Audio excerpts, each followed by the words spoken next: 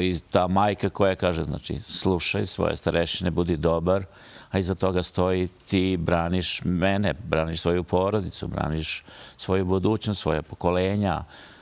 A onda oni kad dođu u jedinicu, starešine selektivno su izabrane da budu ovo što bi se reklo taj, ajde, jes možda malo neskromno, ali da bude krem društvene zajednice.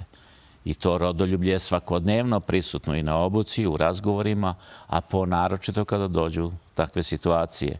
Ono izraženo kroz to, ne kažem, delovanje starešine ličnim primjerom. I tako da ta kompaktna celina koja se zove jedinica, pa svoj ima hijerarhijski red od komandanta, komandira do vojnika.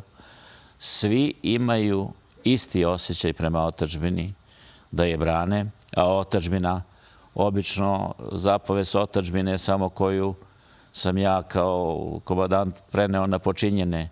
Nema povlačenja, nema predaje, jer iza nas stoje naše porodice, iza nas stoje dečani, odnosno svetinje, iza nas stoji istorija, iza nas stoji celokupan jedan slobodarski period koji je Srbija imala i za koje su izginule prethodne generacije.